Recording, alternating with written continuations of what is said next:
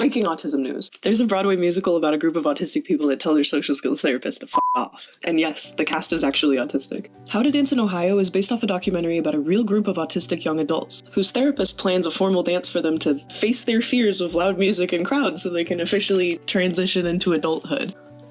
Sir, how did you get this job? Some things go down and eventually they say, screw this, we're throwing our own party with our own playlist and our own dress code. And y'all have to start treating us like people with dreams, not just clients with behavioral goals. It sends a very clear message about the importance of self-advocacy. What do you think? Whether you're a theater kid or not, would you say something like this? Here we have a purebred good boy, solid biscuit makers, stinky doo-doo, but still a very, very munchy buddy. He's got some very sweet haunches that you can pank, and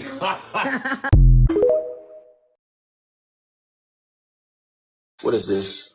What do you mean, what is this? I'm a custom wood burner. I'm custom wood burning. You clicked on custom wood burning. Did you think I'd be sitting here farting around? No, I'm custom wood burning. This is my impression of a gender studies major in class. Girls go to college to get more knowledge. Boys go to Jupiter to get more stupider. Like, what are you guys studying? How do they actually give out a degree for that? That's madness. Say from the river to the sea, because it's like, then where will I go? This is what I hear when I hear people like her say stuff like that. But Daddy, I want the Palestinians' homeland for my second vacation home. Give it to me now. Some Baruch assault shit.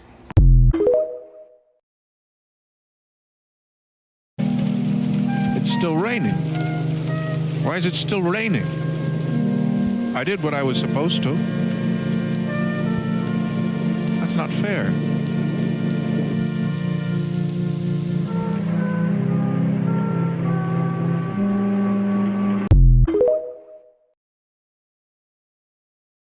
It's easier to imagine the end of the world than the end of capitalism. That, in a sentence, is capitalist realism. The Earth has existed for 4.5 billion years. Humans have been around for around 300,000 years. Capitalism, by contrast, has only existed for a few centuries, yet we think it's permanent.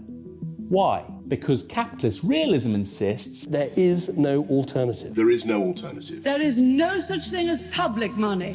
capitalist realism tries to naturalize capitalism. So disagreeing with capitalism is akin to disagreeing with the laws of gravity. Can we just also say we don't actually need gravity? What do you mean that we don't need gravity? What if it was never invented? The idea of capitalist realism inspired the book of the same name written by Mark Fisher in 2009. In it, Fisher identifies how those who benefit from the status quo in politics, media and business try and build consent for it. But how? Well, they can't justify capitalism on its own merits because increasingly it doesn't have many. The UK is now in recession. Nurses using food banks. Stagnant wages, stagnant benefits. The world's 10 wealthiest men doubled their fortunes. I believe people die because they can't afford to heat their homes. UK gas and electricity producers could be in line for £170 billion in excess profits. So instead, they claim anything even slightly different would be incredibly dangerous, and they point to the past or imaginary dystopias. Sure, you might not be able to pay your rent, but hey, at least it's not the 14th century. And any proposal to solve a problem like the housing crisis, which isn't about making a profit, is automatically labelled utopian. You really think that you're capable of making large-scale social transformations and getting it right, do you? What makes you think you're smart enough to pull off something like that? Then anything utopian is automatically dangerous, so trying to get rent caps or a living wage will automatically lead to famine and gulags. It's too terrifying. Now this is obviously stupid, but it's the basis of much right-wing thinking, including Jordan Peterson and Elon Musk. The theory of capitalist realism identifies how we're made to think that capitalism is inevitable and that change is impossible. But things do change. I mean, we didn't have agriculture as we know it until around 12,000 years ago. Capitalism is a contingent social system, meaning it has both a beginning and an end. Addressing the problems of the 21st century requires recognizing that capitalism is not natural and that the future on offer, when nothing changes, is not inevitable. Without that recognition, problems like inequality, the housing crisis, and climate change won't be addressed, and things will just keep getting worse.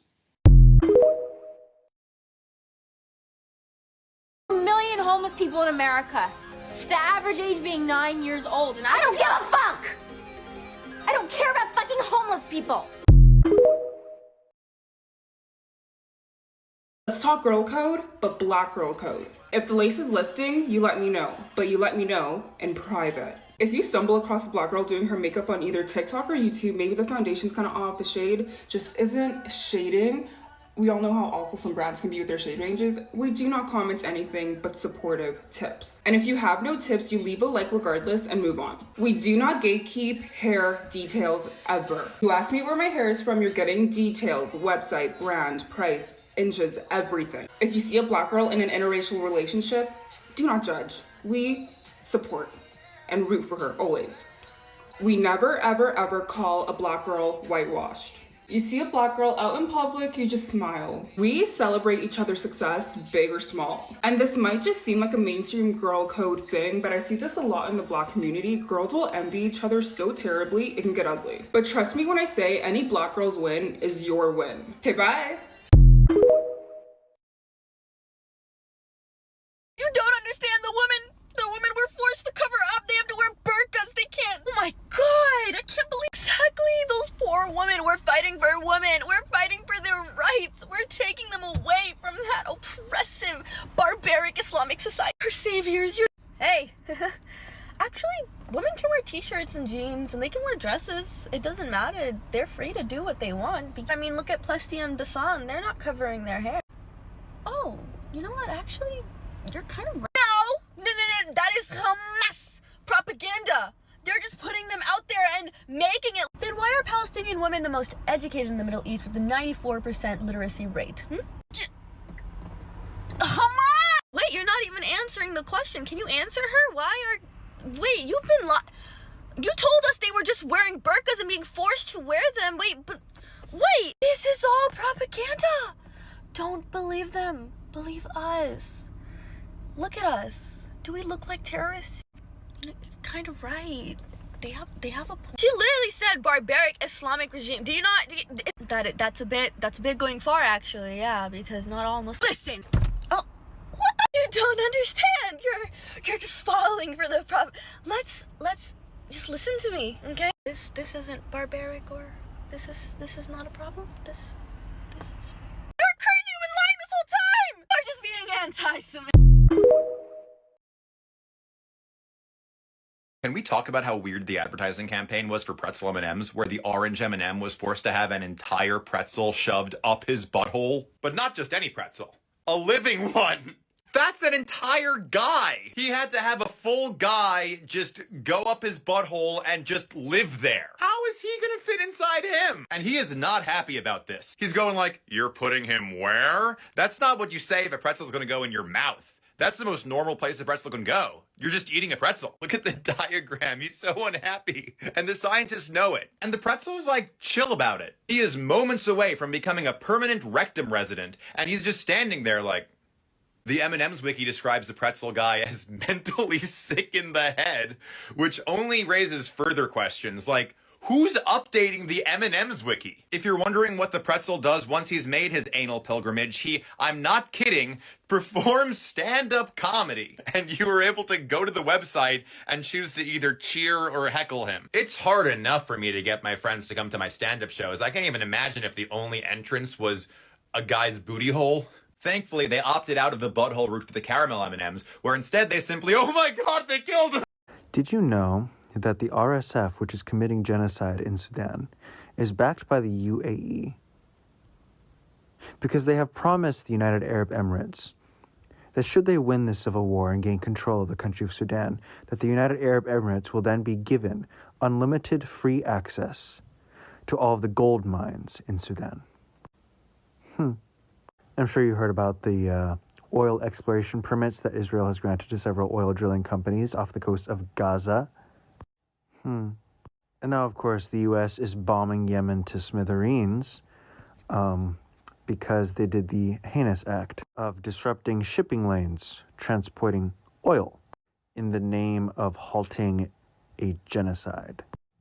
Did you know that one of the ways that the Indonesian government, which for decades now has enacted a military occupation of the nation of West Papua New Guinea, and committed genocidal acts against the indigenous Melanesian population. The ways that they enact this oppression is through the complete violent destruction of sacred sites, villages and ancestral lands, and delicate ecosystems by blowing up entire mountainsides to mine for gold. And then, of course, by now, you should be aware of the silent Holocaust in the Congo, which has claimed as many as 15 million lives for the sake of obtaining the minerals required for the battery in Teslas and the phone you are holding right now. One might say there is a pattern here. So when it is said that capitalism requires genocide, that's not a fun little quote or catchphrase. Capitalism requires genocide. And as long as these systems of imperialism, colonialism, and capitalism stand, there will never truly be an end to genocide. Because where one might end, another has already begun. Ceasefire is one goal. It is a crucial goal, but it's just the first step. And there are many steps to follow. But the world has woken up now. And while this revolution will take the rest of our lives, I truly believe and have deep faith that in our lifetimes we will see the complete dissolution and collapse of the capitalist and imperialist system on a global scale. Capitalism will fall because it has to. It is the only solution.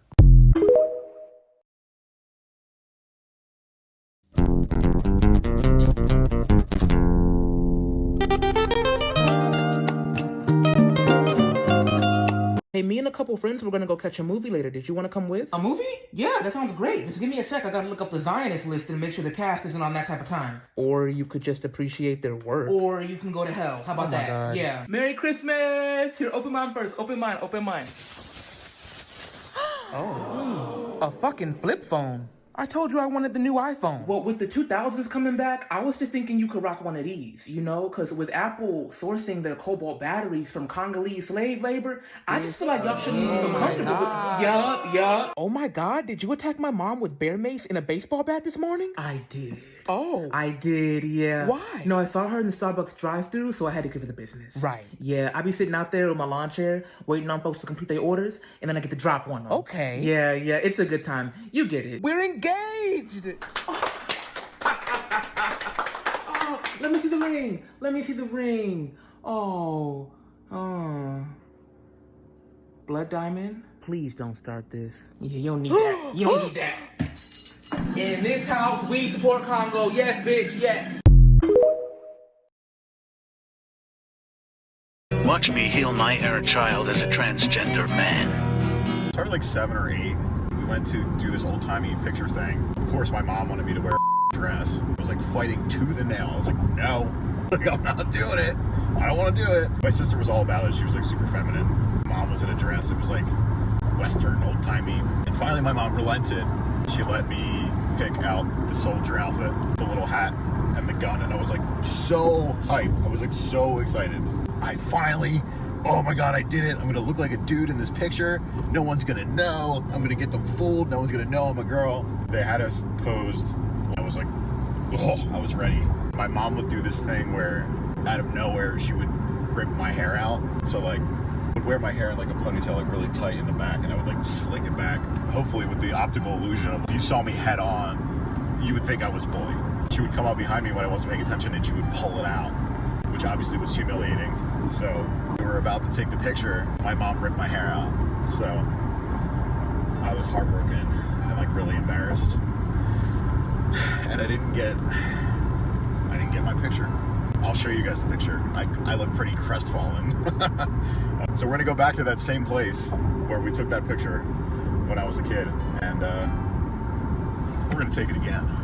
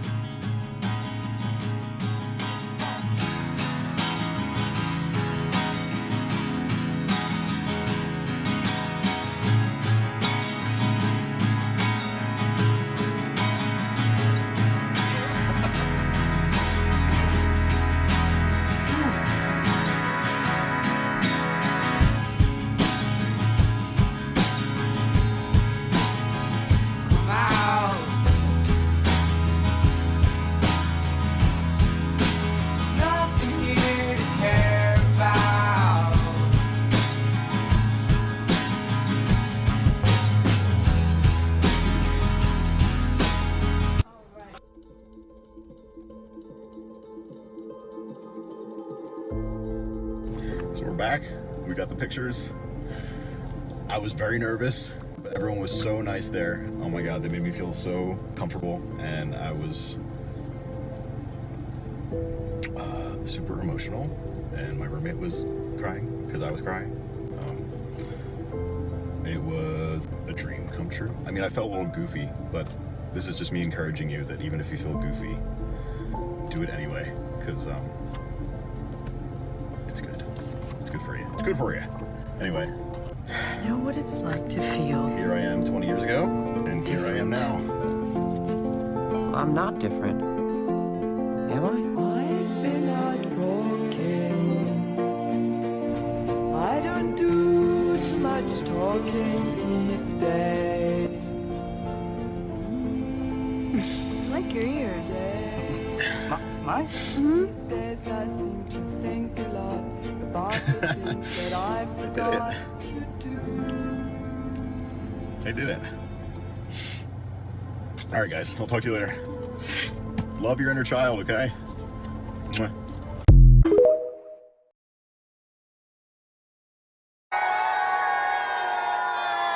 Would you trust these doctors with your life? Indubitably, especially since when black patients are treated by black doctors, those patients experience better health and lower mortality. But also because if it wasn't for black doctors, everybody'd be dead. Dr. Daniel Hale Williams performed the first successful open heart surgery in 1893. Dr. Solomon Carter Fuller translated Alzheimer's work from German to English in the early 1900s. Dr. Charles Drew discovered that it was easier to bank blood plasma than store whole blood. Dr. Jane Cook Wright discovered that you can monitor the effects of drugs on cancer cells using patient tissue instead of laboratory mice. So would I trust my life with that room full of super melanated, highly educated, often imitated, never duplicated, extra elevated room full of geniuses? The answer, an unequivocal yes.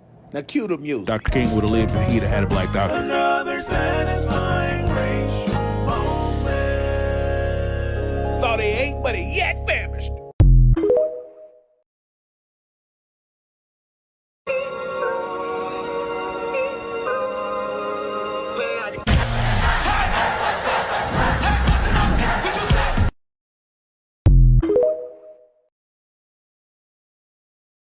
LGBTQ rights or economic stability? Why can't you have both? You need to pick one. I refuse the question. You can't refuse the question. I do. But you can't. But I did. But you need to pick one. No, I don't. I just said you did. So what? Can you pick one? No, because they're both doable. No. Only one. I don't have to pick one because you can have both. But the answer is both is not an answer. It's not a valid answer. I reject your question. You can't reject it. I just did. Can you pick one? I don't have to. Why? Because they're both completely doable. So LGBTQ rights or economic stability? Both. That's not an answer. Yes, it is. LGBTQ rights or economic stability? Both. Are you trying to troll me? No. I'm just wondering which one you like more. I like them both. You can't have both. Yes, you can. Not in this question. Too bad. Why are you trolling me right now? Because I don't have to choose. All right, what if I had to ask you gender inclusivity or economic stability? You can have both. You can't. Why you make this so difficult? I'm trying to pass my final. Too bad. Which one do you pick? I'd pick them both. But that's not a valid answer. Too bad. Thank you. Thank you.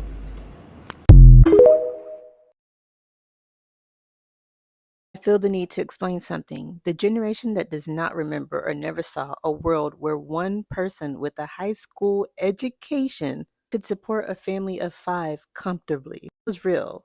For millions of U.S. families, it was normal, and it has been stolen from you. When my mom and dad divorced back in the 90s, she had moved to Oklahoma, and she was a nurse. She was a RN, no, she was an LPN at the time, and her salary was $7 an hour. She actually found a house there for $60K. She was able to get a house with a $7 an hour salary.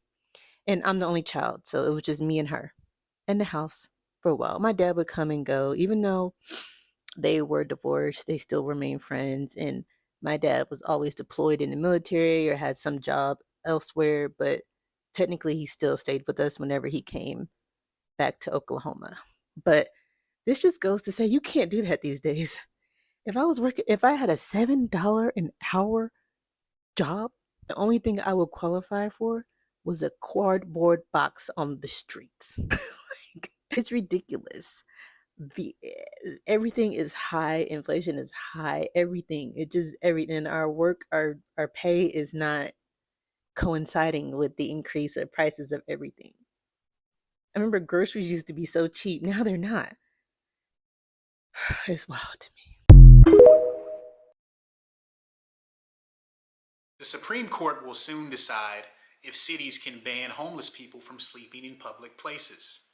The absurd paradox of this, of course, is that people are sleeping on public property because they cannot afford private property. And when I saw it, it made me think about the absurd reality and also, too, the long history of anti-vagrancy laws. Vagrancy laws can be traced back to the 17th century. In the British colonies, vagrants were seen as aimless social liabilities who were prone to criminality and apathetic to work. These unfounded anxieties shaped public policy. As a result of this belief, those deemed vagrants were routinely arrested, ticketed, and abused. In many cases, vagrants were forced into unpaid labor agreements and military servitude, thus relegating them to a permanent underclass. Now let's fast forward to the end of the Civil War. Nearly 4 million Black Americans were released from slavery. As you can imagine, a red carpet to viable employment wasn't exactly rolled out. As a result, many Black Americans struggled to find work. Black codes were enforced to require Black employment without explicitly requiring enslavement. Many Black people were systematically arrested and placed in the convict leasing program for violating vagrancy laws, which is where we get the 13th Amendment. Now let's fast forward to present time. If the Supreme Court rules that cities can indeed ban homeless people from sleeping in public places, it will set a cruel precedent. They will be arrested, ticketed, and eventually imprisoned, where their dignity and labor will be extracted. So when I say that history has an unfortunate habit of repeating itself, this is exactly what I mean. What's your favorite Pop-Tart? Obviously, it's the strawberry one, but there's... That's such a basic fucking bitch answer. All right, you want a real answer, Joey? Yes. The 2002 tie-in merch Pop-Tarts that came out for the Spider-Man movie. Look it up. Those... Please, guy out above, can someone explain to me why we're still working on self-driving cars when trains exist? We're training them to interpret road signs. Train goes same place every day. No road signs. When forced to choose between old lady and child, which is more ethical for the car to hit? Fence around train track. Nobody on the road. People with disabilities preventing them from driving themselves can be independent. Yes, but also train reduces the dangers of fatigue with long-distance fucking train. The technology is not yet price-effective for the average driver train. Seriously, come on, choo-choo bitches, let's go. People who dreamt up flying cars have been too blinded by their vision to realize they've already been invented and even have a name: helicopters. Same goes for the vague idea of pod-based transport. People just can't accept that the most efficient pods are big to accommodate the most people, linked together to minimalize the amount of engines needed, and have been called trains for over a century.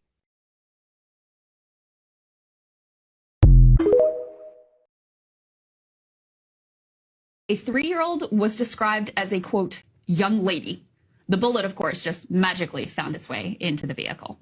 Now, contrast this language to a recent report in the Daily Mail decrying the continued captivity of 4 Israeli women still being held by Hamas. Their headline reads, "The faces of the girls still being held by Hamas as their families make a desperate plea for their release 3 months after they were captured." The article features deeply emotional interviews with the families of these women who I am sure are absolutely tormented. But these are not, in fact, girls. They are adult women, old enough to serve in the IDF, which all 4 of them do. A fact that was conveniently left out of that entire Daily Mail piece. So you're left with the specter of a literal toddler being called a young lady, while adult women soldiers are called girls.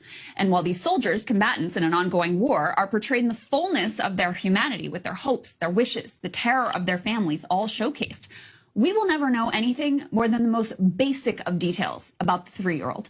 What was her favorite toy? Does she have a big brother who misses her? Will her parents ever be able to get over the loss of their darling?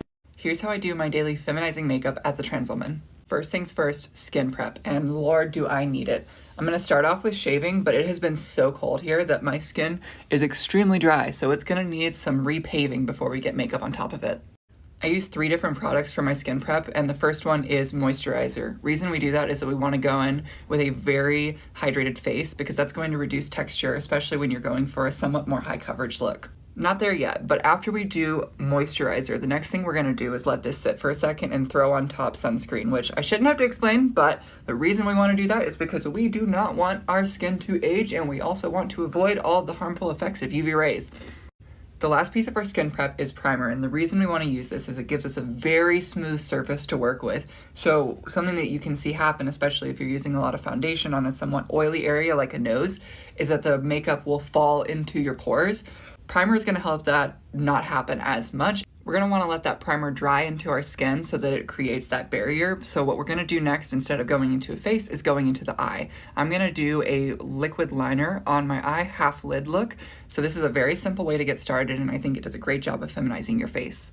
You can use any liner for this, but what I'm going to do is start midway through my lid and tap it right there on the edge and draw it back very gently to the outer corner of my eye. So once we have that, what I can do is bring this bottom part up and connect it. Now that we've gotten the eyeliner down, we are going to go in with color correction. And this is where we're going to take areas around the face and color correct them to be more like our natural skin tones. So I have a peach color corrector here from the LA Girl Pro Conceal. Highly recommend this. It's like $6. So what I'm going to do is take a little bit of that into the applicator, place that around into the areas where I need the color correction. And then we're going to take a brush and blend that into those spots. The reason we're using a brush here is because we want to be very precise with this application, because when we pull a peach into an area that's already naturally more peachy, you're going to get an orange tone, whereas if we keep it on these areas that have a blue undertone, aka around facial hair, that's when it's going to look more natural and blend it into your other skin tone. We don't want this color correction moving, so I'm going to set this before we move on to a foundation that'll go on top of it. Next step is getting the rest of our base makeup. So I'm going to take some foundation and put it on the back of my hand, and then we're going to apply that using a brush. The reason I want to use a brush is because it uses less product and it leaves a much more natural finish. And the overall visual presentation, I think, just comes out a lot better than you would get with the Beauty Blender, because the Beauty Blender, I found, pushes it into your pores a lot, and that causes a lot of texture in areas like this. So I'm just going to start by putting the foundation in all of the areas that I'm trying to cover, and then we're going to go in and blend this out afterwards. Something that I would say is that you want to start by a stippling motion like this, rather than like a dragging motion. Reason being, again, especially in this area, you can end up pulling makeup away in areas that you've already color corrected, as well as just causing an uneven texture or like a paintbrush kind of look. If you want to see what I mean, I accidentally pulled it across right here, and that's the kind of texture that you can get somewhere if you're like dragging your brush. After we've got the face down, we're going to want to bring this foundation onto our neck. There are 2 reasons we want to do this. One is because we want the color to be consistent across our face and not like we have a hard break between our face and our neck. And the second thing is that I find it helps obscure an Adam's apple if you have a very consistent skin tone. There's fewer shadows that are at play in the area. Next step is setting again. So we're going to take our setting spray and put it over the entire face and let that dry. Don't be afraid to go very, very liberally with your setting spray. Next up is where we get into some of the really good feminization. We are going to contour our face. So if you have a contour palette or a bronzer or anything like that, even a darker eyeshadow will work for this. We're going to take a fluffier eyeshadow brush with some of that contour on it, and we're going to bring it from here to here. So we're going to draw it from the bridge of our nose up into our brows. It looks a little crazy right now, but we're going to blend that out. Don't worry. The second thing that we're going to do is, if you've watched any other makeup tutorials, you've probably seen people cut right here under the jawbone. We don't want to do that because we're trying to get to a rounder face shape rather than a more jagged, masculine, angled face. So instead of doing that, we're actually going to go in the bottom of the jaw here. And this is going to create almost a shadow under here, making it feel like your face curves in. To blend that out, we're going to take a larger fluffy brush and just pull it across all those areas. So any areas that you've applied some of that contour, we're just going to brush that in. Another quick tip, if you don't have bangs, I do, so I don't really do this as often, But something that you can do to get the brow line looking like it's a little bit lower is taking that contour and just getting it along the brow line. Makes it almost feel like your forehead's a little bit smaller. And then again, just blending that all out with a larger fluffy brush. Next up is blush. I find that it's tempting to just apply this directly to your face in the areas that you want to put it on, but when you're first learning makeup, I would recommend applying it to the back of your hand, picking it up on your brush, and getting very comfortable with placing it first. So we're gonna load up our blush brush, that's a fun one to say, with all that blush on the back of our hand by pulling it around in circles, and then we're just gonna lightly dab it in the areas above the cheekbone that we want to apply this. Same thing on the left side. I think I'm gonna need a little bit more blush. And another fun little tip is that you can actually bring this a little bit into the upper lid on both sides to get a consistent look. And then something that I love doing is bringing a little bit on the tip of your nose right there. A lot of the TikTok influencers go very heavy with concealer on the under eyes, and I probably should have done this under my blush, so just take that into account. But I don't like super light under eyes, so I'm going to dab a very small amount there. And really what I'm trying to do here is just make my under eyes a little bit lighter because I get very dark bags under there. Not necessary at all. I think that dark bags are kind of a look, but I'm just going to try and lighten mine up for a more ubiquitous look. And again, I really like a brush for the under eyes because a lot of people have under eye creases. I definitely do. And when you're using a beauty blender or a finger or anything like that, it can end up creasing into there a lot easier. Next up, this is where it gets fun. I love using highlighter, but we're going to use this to accentuate brighter and lighter parts of our face, giving, again, a rounder texture. So I'm actually going to bring some here on the inner corner, bring it right there on the top of the lid, almost to the middle where we started our liner, and then again, a little bit under. This is just going to bring the eye out, especially if you have more deep set eyes like I do. This allows them to really pop. Next up, I'm gonna take this and put a little bit here under my brow, and then I'm gonna put a little bit here on the top of the cheek and blend that out with my fluffy brush. Oh, I almost forgot. Let's put some of this on our nose. It always just looks so good. So a little bit of highlighter here on the tip, and then I like to pull it right along that center line and give a little bit right there. Home stretch, I promise. I'm going to curl up my lashes. If you don't have this, that is totally fine. But what we're gonna do is put on a little bit of mascara at this point. To apply my mascara, I'm going to lean my head back and just pull this up into my lashes on both sides. Very last step and we're done. I'm just gonna put a little bit of lip gloss on my lips to make those pop. And there you have it. This is how I do my daily feminizing makeup, and it takes me roughly 20 to 30 minutes. You can tailor this up or down a lot depending on how much you want and how much you're really trying to cover up, let's be honest. But I hope this was helpful. Love you guys. Hope you have a great day.